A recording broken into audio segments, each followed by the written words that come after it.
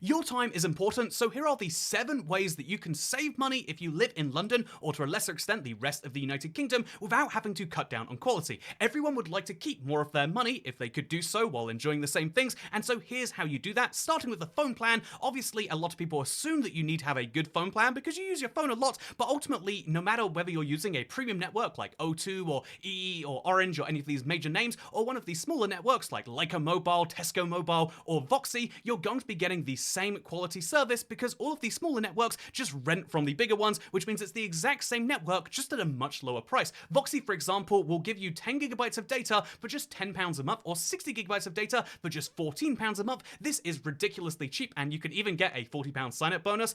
One of my editors uses Voxy, so I'll leave their link down below if you want that. It's a very, very good deal, in my opinion, but as well as just using a better phone plan, you also have to travel. Presumably, you go places at some point, and that can be expensive.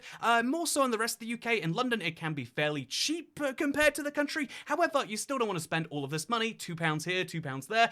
You can actually save a third off every single train journey you make in the UK with a rail card. Most people know this, but you can link that rail card to an Oyster card, which means you can save a third off every single tube journey. This includes the cap for every day's journey. This includes off-peak, and it means that you will save a ridiculous amount. If you make any more than 20 tube journeys in a year, then you need to have a rail card and link it to your Oyster card. There's one between age 16 to 25 and a different one from 25 to 30. That's what I personally use. Groceries. This is a big expense for everyone because we all have to eat, and if you just want the normal store experience, then Aldi Lidl. You already probably know that. However, something a lot of people aren't familiar with is the app Too Good To Go. This is great for all sorts of stores, but a lot of convenience stores especially will run a Too Good To Go. I think Aldi is even on there now, and you can find ridiculous value because they discount their goods and then they give you 3 times as much goods as the value of their already discounted things. So here's what I got from a Nisa local recently. You get it for £3 too, by the way. It is ludicrous the value you can get on Too Good To Go, and I use this for donuts as well, but just it's crazy. Speaking of crazy, utilities. This is something that has gone up a lot in the UK. Our electricity price just continuously goes up and up and up. It's a big problem living in Europe, something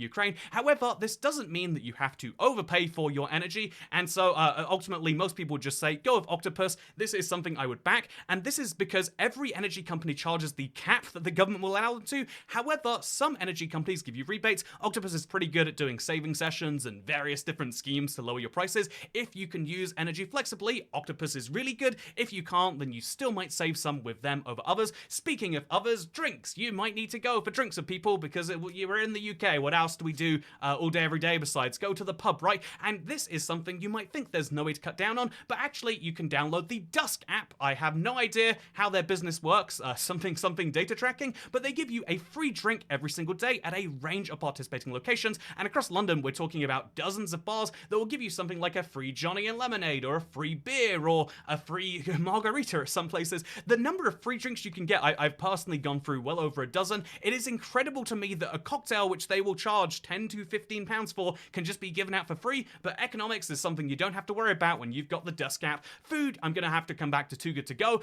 This is something that you might want to go out and treat yourself for, but actually you can treat yourself for 1/3 of the price with Too Good To Go. You can use this at favorites like Greg's if you want to and get just too much food for one person. You can use it at a Starbucks or a Costa if you want some fancy sandwiches, but basically a ridiculous number of stores will do Too Good To Go as a way to offload goods that otherwise would be going bad. So you can say you're saving the environment, but mostly you're saving yourself some money. Speaking of saving yourself some money, entertainment is where most people say, well, you've got to spend it. No one wants to be miserable, right? And so how do you save money on entertainment in London? Well, actually, most of the museums are free. In the early 2000s, we just decided that, you know what, it would only cost a few $100 million to subsidize all of the museums such that they could be free to the public. And although they'll ask very nicely for donations on top of this, it means you don't have to feel any guilt because it's all being paid for by taxpayer subsidies. You can donate if you want to, but you can also go into any of the major museums in London for free. Also, any of the major parks for free, and all of the other attractions that aren't free will have some deal, some way that you can use a code to get 2 for 1. And so if you want, you can even be like this guy who got his date to pay